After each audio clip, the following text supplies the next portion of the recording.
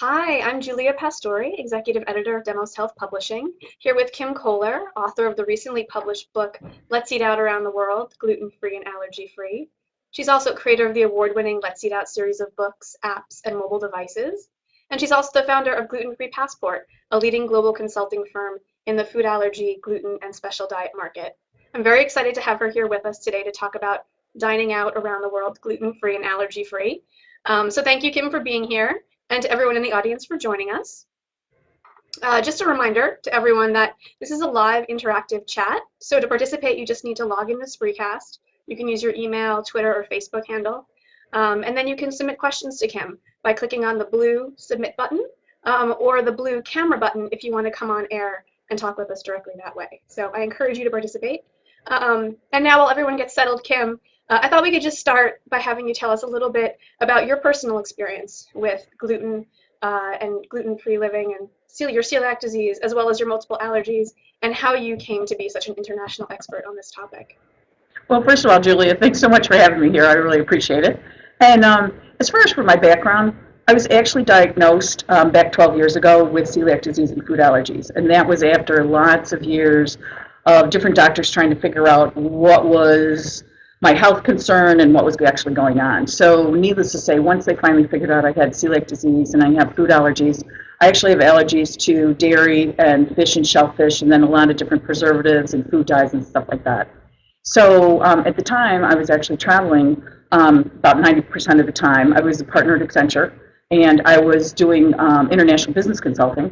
And there really wasn't anything out there to tell you how to eat out and travel. There was really more cookbooks and how to cook inside the home rather than outside. So needless to say, I did lots of years of research and realized how valuable the information was for people around the world and wanted to help people out in order to eat out and travel. And so we ended up writing the book series. That's fantastic. Well, Kim, earlier this week, we had asked many of your social media followers to submit some questions for us today while people on the Spreecast get their questions ready. So why don't I dive into a few of those That while sounds everyone great. else gets organized? Okay, great. So here's the first one. Um, Generally, how safe is it to eat out if you have celiac disease or food allergies? Well, you know what? That's an excellent question. That really depends as far as on the person's comfort level and their level of knowledge. And when I say the comfort level, a lot of times when people are first diagnosed, I know when I was first diagnosed, they gave me a piece of paper and said, go eat gluten-free. And I'm like, okay, what's gluten? Where do I find it? And so that's where the education and the knowledge comes in. So it really goes to how comfortable does the person feel and how do they understand as far as for ingredients in food preparation. For example, if you go into a restaurant and say, I'm gluten-free, is this chicken gluten-free? They're going to say, well, of course chicken's gluten-free, it's chicken. But if you say, is the chicken flour dusted, all of a sudden you're talking in restaurant terms, but that requires a bit of knowledge. It also depends as far as on the type of restaurant, because some restaurants, that they have a higher level of education, they do more training with their staff rather than some other ones. So it's I would say if you have the education and the knowledge and that you understand food preparation and ingredients, that it is much easier than if you're just relying on what the restaurant staff is going to tell you. Now, are there some chain restaurants that have dedicated gluten-free menus, and are they safe to follow without asking any questions, or what is your advice in those situations? Well, that's an excellent question as well. As far as from restaurant chain perspective, now there's a number of food chain or restaurant chains that have gluten-free menus, and they have dedicated gluten-free menus. The first one actually was P.F. Chang's, and P.F. Chang's had their dedicated gluten-free menu back. Oh, let me see, that was back in like 2005, I believe. Now, the thing about gluten-free menus, and a lot of people think, oh, well, if it's gluten-free, if they have a gluten-free menu, then it's always safe. What I say is that what you need to do is that you could still order from the gluten-free menu, but again, you need to make sure that they understand that it's gluten-free, and they also need to take a look at what dish they're getting. And it's just like if you're ordering decaf coffee. If I order decaf coffee and then they bring it to me and I say, is this decaf? Then they confirm it. When they bring it to me, I say, okay, is this my gluten-free meal? Does this, are you sure that this doesn't have flour? Are you sure that this doesn't have, breading on it, whatever. I mean, sometimes with the salad you could tell like croutons and breadsticks, but people still need to confirm it, regardless of if they're in a restaurant that has a gluten-free menu. That's great advice. Okay, here's another question about travel. She asks, I'm going to be traveling soon and want to take some safe foods with me. Could you please give me an idea of the kind of snacks you carry with you and the brands? As far as from a snack perspective, it really depends on the length of the trip. And like, so if you're going to be going by car versus like if I'm flying, the snacks that I bring if I'm flying from Chicago to New York, for example, for a 2-hour flight, that's going to be obviously a lot less than if I'm flying from Chicago to London or Chicago to Sydney, or if I'm going on a 5-hour road trip. So the first thing you need to figure out is that you need to figure out, what the length of your travel, and if you're flying, to make sure that you're not just bringing a meal to handle the 2-hour flight to New York, but I always recommend that they bring an extra quote meal or snack that would tide them over in the event that they're delayed. So instead of just bringing, like a lot of times with snacks, I'll bring protein bars, so that if you think about it, it's like really protein, carbohydrates, and fats, right? So that I bring something that has protein in it, and sometimes I'll bring a protein bar, which is obviously doesn't require any preparation. And we have a lot of different like snack ideas listed in our book. But so it's really 3 different categories. It's no preparation snacks, which is like a protein bar, as I said, or a candy bar, or cookies, or something sweet. You could do protein mix, which obviously requires milk or water, or hot water, which is like oatmeal if you wanted something hot.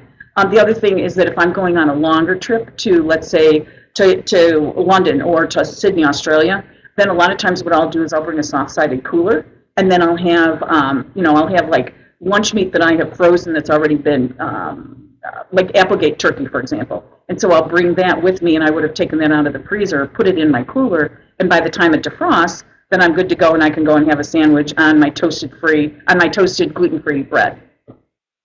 That's a great idea.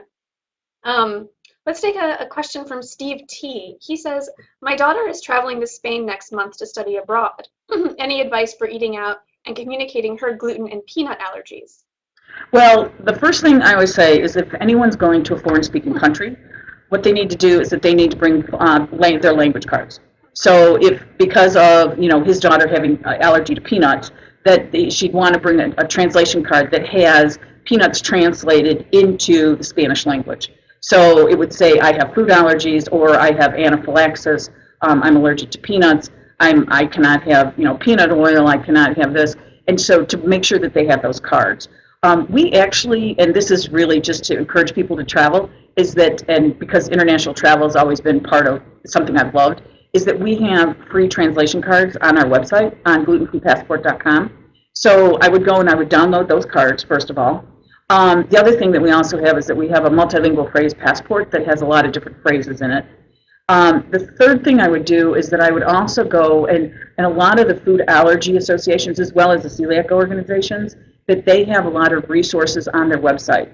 So what we also have on our website is that we have links. So I would go to the Spanish Food Allergy Association, take a look at that, and depending upon if they're looking for specific items that are, like if they're looking for like gluten-free bread or whatever, that it would be listed under their restaurants. Now, their website may be only in Spanish, but you'd be able to use Google Translate.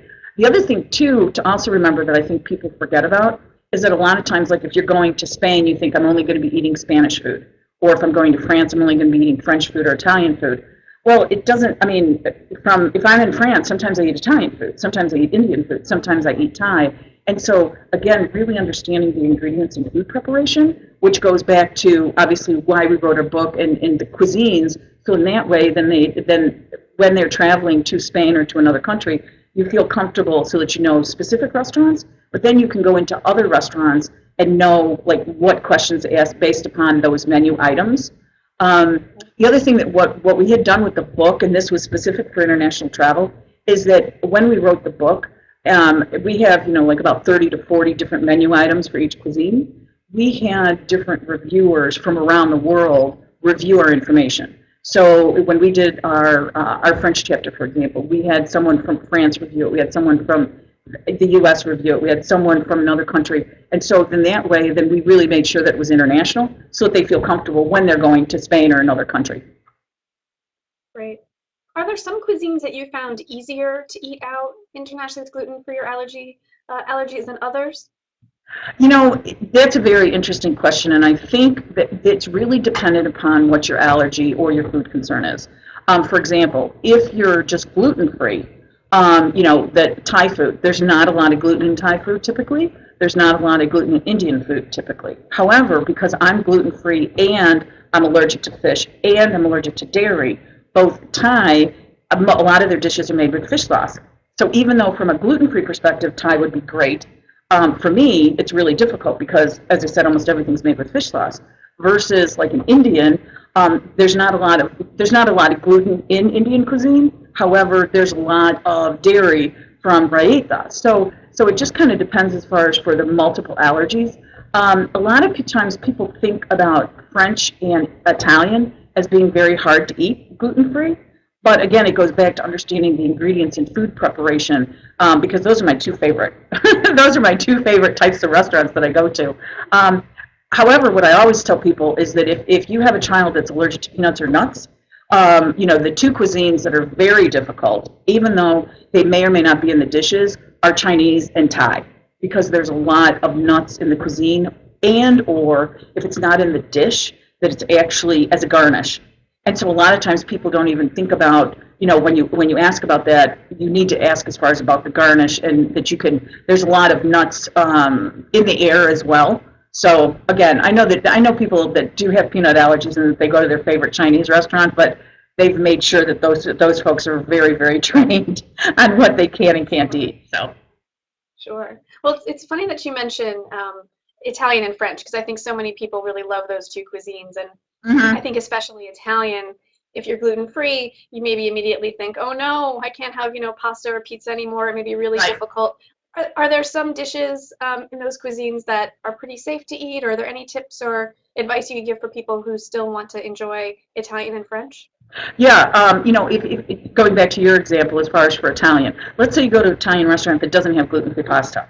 What I typically have like a couple go-to dishes when I go to an Italian restaurant. I love salads, so like the what's called ensalada mista, which is a typical Italian salad. They typically do not have croutons or breadsticks in them. However, I always make sure that they don't. I'm check as far as for like what type of dressing there is. Typically, like I love beef carpaccio, and so beef carpaccio should not have any gluten in it. However, every once in a while, that I found that they come and they want to try and be fancy, and they bring like this puff pastry, and I'm like, it's carpaccio. What are you bringing this for? Right. So salads, soups are pretty hard. I found this one Italian restaurant by me that I can go and eat their minestrone. At lunch because they don't put the pasta in until dinner time. But if I go for dinner, I can't have their minestrone soup. But everything else is good there.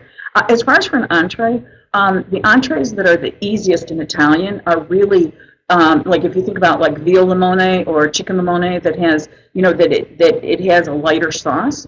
However, for those, they need to make sure that there's no flour dusting on the chicken or the veal. And a lot of times in like a lot of the Italian restaurants, that it'll be made to order for the sauce. So in that way, they just make the sauce without any flour, without any roux. So and then you can have roasted potatoes, making sure that that they don't have any type of packaged seasonings on them. The veggies in Italian restaurants are typically all great, unless you just have to make sure they don't. Every once in a while, they'll try and put breadcrumbs on there, but yeah. So those are a couple dishes that are, as long as as I said, as long as you ask the right questions, then those would be safe for people that are going to Italian restaurants. Great, thank you. Now we have a question from Kate Barony. Mhm. I just found out I'm allergic to corn. Is that in a lot of dishes? I eat out a lot because of my job, restaurants and fast food, so want to make sure I don't eat any corn on accident. Corn is a tough one. It was funny because not funny, haha. But when we were writing our book, um, I obviously am allergic to gluten and dairy, and then fish and shellfish. Well, then my nephew found out that he was allergic to gluten, dairy, and soy, and egg. So I'm like, okay, I'm writing this book. We may as well do the top 8 allergens, which is I had planned on anyway. And then of course adding gluten. Well, then a really good friend of mine found out she was allergic to corn. So that's the reason why we put corn into our book. The reason I said the corn's a difficult one is that corn is obviously hidden in a lot of things. I mean, not only from vegetable oils, but even from something that people wouldn't think of, like, and I never even heard of xanthan gum, but xanthan gum makes like bread elastic, for example. Like for gluten-free breads, there's a lot of xanthan gum. There's corn in xanthan gum. So, and then with the high fructose corn syrup. So we do have corn identified in our book. And what I would recommend is like taking a look at those ingredients and the food preparation to make sure that they're going to be avoiding that. Unfortunately, from a fast food perspective for corn, the fast food chains currently do not list corn because it's not included as one of the top 8 allergens right now. Um, Here's another question about travel, actually. I have a 9-year-old child with a nut allergy and decided to take my family with me to Stockholm later this summer. I regularly travel there for work. Do you have any thoughts on allergy awareness in Stockholm and how we might prepare to manage our concerns? Well, again, if you think about like the question that you had asked earlier as far as for traveling overseas to foreign-speaking countries, even though Scandinavia and Swedish people, that their as far as for their language skills in English is extremely, extremely high, I still wouldn't take a chance. I would still bring the translation cards. So as far as for those allergies, I would make sure that they would have paper translation cards, and then, which I forgot to mention earlier, but that we also have apps for them on the mobile phone that you could bring as far as for, with the translations. So I would definitely bring the translations. From an awareness perspective, the Scandinavian countries, it's really fascinating to me. The Scandinavian countries have, in my opinion, a very high awareness of food allergies and special diets. If you think about it from a global perspective, for food labeling, Australia and New Zealand had the first food labeling laws. So that was in 2002. So when I was a guest speaker out there, the awareness is so much higher than what it was in here because, so Australia, New Zealand, 2002, European Union was 2005, the US was 2006, and we just got our gluten-free labeling as of 2013. So the reason I bring that up is if you think about it from regulation and from government, and if you think about it from, there's a lot of research, especially on the celiac side, that's been done up in Norway and Finland. And so the awareness from, typically if you think about special diets, it's like here's on the celiac and gluten-free side, as well as food allergy. So the awareness, in my opinion, that it is high. But again, I would still do the research, bring the translation cards, and really understand the ingredients in food preparation before you go. Great. Thanks, Kim. Quickly, I just wanted to remind everyone who's with us that you can tweet about this Spreecast using hashtag DineGFree, DINEGFREE. So please spread the word and definitely keep sending in your questions. I would love to get someone on camera, so please be bold. But Kim, here's another question. Good one for the holidays. What alcoholic beverage can I drink if I'm gluten-free? Well, actually, we actually have a chapter in our book about alcoholic beverages. And the reason that we do, the reason that we do is that from a gluten-free perspective, according to the Codex Alimentarius, that the with the distillation process, that the distillation process takes out the gluten in alcohol. However, for whatever reason, I can't drink anything that is made from grain. So, for example, I can't drink grain-based vodkas. So I can only drink vodka that's made from potato or from grape. There's a number of port wine. Like typically, wine is fine. However, every once in a while, there's wine that's fortified for port. It's fortified with grain alcohol. Typically, as far as like with tequila, if you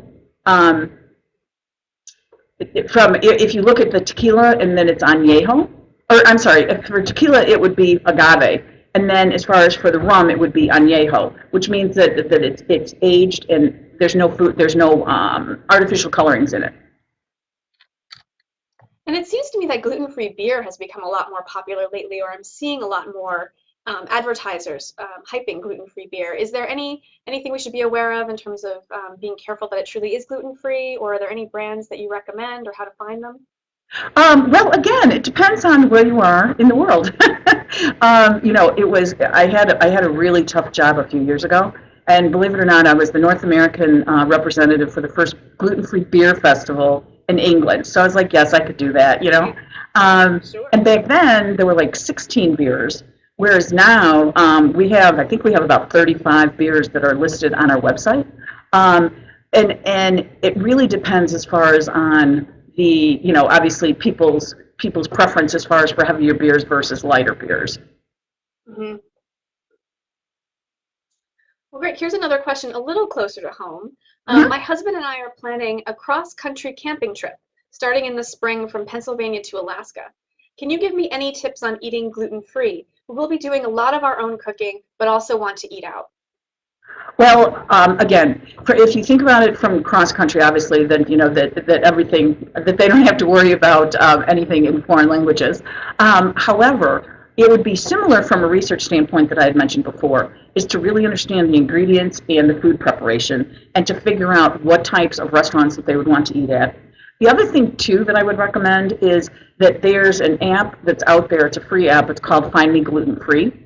And what you could do is that you could put in what your city is, and it tells you within, I believe right now it's like a 20-mile radius, but you could, I think they're going to be reducing that to 10. And then they would identify if there's gluten-free menus. You could take a look at the reviews of different restaurants. So I would recommend a combination of, obviously understanding ingredients, food preparation, the cuisines like we have identified in our book, either bringing the app with you or bringing the ebook, having that with you at all times, having the Find Me Gluten Free app with you. The other thing too, especially because they're doing cross country, is that they're not necessarily going to be eating in regular restaurants all the time, and there may be times that they need to find fast food. And so there's two ways to really figure out what you can eat in fast food restaurants. Um, from an ingredients food preparation, you're not going to go up to ask somebody on the counter at the counter and say, oh, well, is this prepared with flour and is this? It either is or it isn't gluten free. So there's really two ways you could do that. You could go onto their website and take a look for gluten free, or we actually had created an app about 4 years ago called I Can Eat Fast Food, and what it does is we have about 36 different fast food chains, and you could put in that you're allergic to gluten, you can't have gluten, and or the other top 8 allergens, and it'll show you. You can hide everything you can't eat. Therefore, you see what you can eat. So I would do all three for the cross country. That's great. Thank you. It sounds like so much of eating safely is being able to communicate well with servers and restaurant staff, to just ensure and ask the right questions. And I just wondered if you had any particular tips about ways to interact positively with your server, maybe the staff themselves, the chef, just how to really communicate well and make sure that you are eating safely. You know what, Julie? That's an excellent point, because it really is all in the communication. I had alluded to it before as far as about saying, is this gluten free? The first thing that I recommend, and the first thing that I do when I go into a restaurant, is that I let the waiter know that I say, and instead of saying I'm celiac, because most people still don't understand what celiac is, I say I'm allergic to gluten and wheat, so therefore I can't have any bread, I can't have any flour, and I'm allergic to dairy, so I can't have any milk and I can't have any butter. I don't get into fish, shellfish. I don't get into any of that. Just to, because gluten and dairy are my, not that they're my biggest concerns, but I know like what has fish and shellfish in it. Right. So that's the first thing that I do is I communicate what my food concerns are. Now, some people like to call ahead and let them know. I typically don't, because I don't know where I'm going to be eating at the time, and so it just kind of depends on what my friends and I feel like eating. The other thing that I always recommend is, again, instead of saying, is this gluten free? Are these fries gluten free? Well, they're potatoes, of course they're gluten free. Asking it in restaurant terms, so saying, are your fries fried in the same fryer as your onion rings or your chicken fingers, or is your chicken flour dusted, or are do you use packaged seasonings in your hamburgers? Do you put breadcrumbs in your hamburgers? What you're doing is that you're getting into terminology that the restaurant understands. And a lot of times when I ask it that way, the server will go back and they'll say, just a second, you know what, truthfully, I don't really know. And then they'll come back out and they're like, oh, you know what, we do use packaged seasonings, or, we do marinate that in soy sauce. And so, again, knowing what those ingredients in food preparation and where hidden, the gluten and wheat may be hidden, or other food concerns may be hidden, that's really what the key is. Thanks, Kim. I think we have time for one more question. Or, Kim, I just wanted to open it up to you to say if there's anything that you hadn't been asked that you wanted to share with people, either about a particular cuisine or tip or advice for eating gluten-free and allergy-free around the world. Um, I think if it, as far as from one of the other key things would be, I talked about education. It's really, educating yourself on what you can and can't eat and the ingredients, communicating that, and then being prepared. And there's a couple things as far as for being prepared. I know that we talked about snacks, but going into a restaurant, it's really, understanding, like being able to navigate the menu. And so what I typically do is I'll look down the menu and I'll be like, okay, ideally this would be my number one choice, but then this is my number two choice. Because sometimes my number one choice, it might already be prepped. I mean, I've actually had people when I say, well, is your chicken flour dusted? And they said yes. And I said, well, can I just have, plain grilled chicken, and then have XYZ type of sauce or whatever? And they're like, no, all of our chicken is already flour dusted. It's already prepped. So there's certain times that a restaurant, they can't change something because it already is prepared. So to have like a backup plan when you're looking through the menus. So I think that that's probably the biggest thing, and I think the when I say about the education, it's really having the confidence that you feel confident in the type of cuisine that you're going into, or at least feel confident with a couple different dishes. So that would be my biggest thing is education, and then the communication, and then the preparation. So Thanks, Kim, and thanks for all of your advice. I just wanted to thank everyone again for joining us and for the great questions now and throughout the time leading up to this free cast. Just want to share the website, glutenfreepassport.com. Please visit Kim there and see all the different resources that we mentioned in the book, as well as seeing the book itself, Let's Eat Out Around the World, Gluten-free and Allergy-free. As well, you can check out the Demos Health website at demoshealth.com. But again, thank you so much for joining us. I hope it's been a valuable experience. And again, definitely visit Kim's website, the Demos Health website, and check out the new book, Let's Eat Out Around the World, Gluten-free and Allergy-free, for lots more tips and advice. Thank you so much. thanks so much, Julia.